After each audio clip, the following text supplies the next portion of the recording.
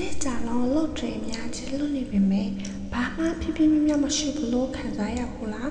ဒီမင်းကိုဟုတ်တယ်လို့ဖြစ်မှဆိုရင်ဒီနေ့ဗီဒီယိုကတင်ထွက်ပါပဲ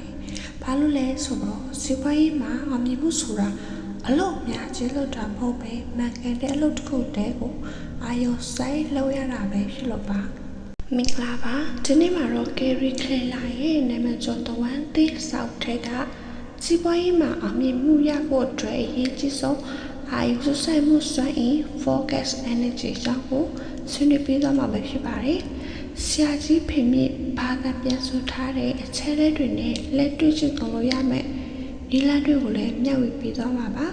ဒါဆိုစလိုက်ကြရအောင်ရှင်ကျမတို့အားလုံးဒီပါကြုံကြတဲ့ပြဿနာတစ်ခုက business အလုပ်များနေပေမဲ့ productive အကျိုးရှိမဖြစ်ကြပါပဲ email တွေဖြေနေရတယ်အစည်းအဝေးတွေတက်နေရတယ်ဖုန်းတွေပြောနေရတယ်ဒီနေ့ကြာရဲ့အဆုံးမှာပေပန်းနှွမ်းနေပေမဲ့ဒီနေ့ဘာတွေများတကယ်ပြီးသွားပါလဲလို့ပြန်စဉ်းစားရခက်နေတတ်ပါတယ် Gary Clayler ရဲ့တဝန်သစ်ဆောင်ကဒီပြဿနာကိုရှင်းရှင်းလင်းလင်းရှင်းပြချပါတယ်သူကအရာရာကိုလိုက်လုံနေမဲ့အစား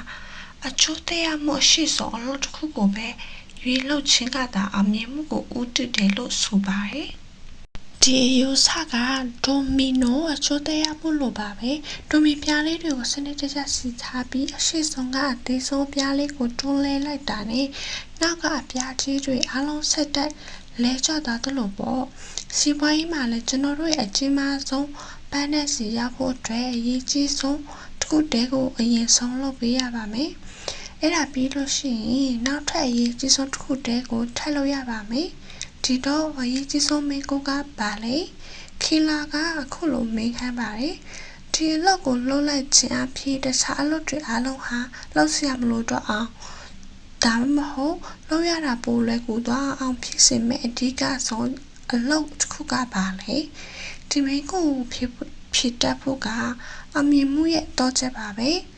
ဆရာကြီးဖေမြင့်ကလည်းဒီစာအုပ်ကိုအဓိကအကျဆုံးအလုပ်တစ်ခုတည်းလို့သာဘာသာပြန်ဆိုထားပြီး Petro Pacific 80-20 နေရာမှာကိုအလေးထားပြောလို့ရှိပါတယ်ကျွန်တော်တို့ရဲ့ရလက်80%ဟာကျွန်တော်တို့လုပ်ဆောင်တဲ့အလုပ်20%ကနေရလာတာပါ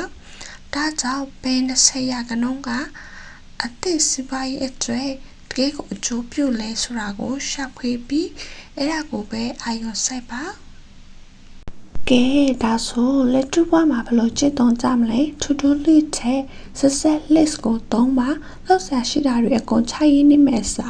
ကိုယ့်ရဲ့ကြီးမားဆုံးပန်းနဲ့စီဦးတည်စီမယ်အောင်မြင်မှုအတွက်အရေးကြီးဆုံးအလုပ်ကိုပဲရွေးထုတ်ပြီးစီးရင်လုပ်ပါအချိန်သီးသန့်ဖန်ချပါ time blocking ဒီနေ့ကြာမှာကိုယ့်ရဲ့အဓိကအကျဆုံးအလုပ်အတွက်အကောင်းဆုံးအချိန်ဥပမာမနေ့ပိုင်း2နာရီကနေ4နာရီခန့်ကိုသတ်မှတ်ပြီးဘယ်သူမှအနောက်ရှင်းပြီးပဲအဲ့ဒီလောက်တစ်ခုတည်းကိုပဲဖိဖိစီစီလုပ်ပါအဲ့ဒီအချိန်မှာ email မစစ်ပါနဲ့ဖုန်းမကန်ပါနဲ့ social media လုံးဝမသုံးပါနဲ့ဒီနည်းလမ်းတွေကိုကျင့်သုံးခြင်းအဖြစ်တည့်ရဲ့စွမ်းအားတွေစွမ်းအင်တွေပြန့်ကျင်မသွားတော့ပဲအရေးကြီးဆုံးအရာတွေပေါ်မှာပဲ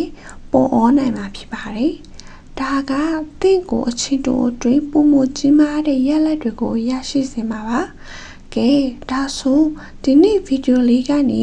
focus energy နဲ့ the one thing ရဲ့အရေးပါပုံကိုနားလည်သွားပြီလို့ထင်ပါတယ်မချပါစီးပွားရေးမှာအမြင်ချင်းရင်အလုပ်အများကြီးလုပ်နေတာထက်မှန်ကန်တဲ့အဓိကအကျဆုံးအလုပ်တစ်ခုတည်းကိုအာရုံစိုက်ဖို့လိုအပ်ပါတယ်ဒီဗီဒီယိုလေးကိုကြည့်ပြီးဖယ်ချက်ကတင့်အတွက်အသုံးဝင်ဆုံးဖြစ်မလဲဒါမှမဟုတ်တင့်ရဲ့ the one things ကဘာလဲဆိုတာကို comment မှာရေးခဲ့ပေးပါအောင်ကျမတို့ဆွေးနွေးကြရအောင်ဒီလိုမျိုးစိတ်ဝင်စားစရာကောင်းတဲ့ဗီဒီယိုတွေထပ်မံကြည့်ဖို့အတွက်ကျမရဲ့ channel ကို subscribe လုပ်ထားဖို့မမေ့ပါနဲ့ပြီးက notification လေးကိုလည်းနှိပ်ချပြီးရင်ဗီဒီယိုအသစ်တွေတင်နိုင်သိရမှာပါ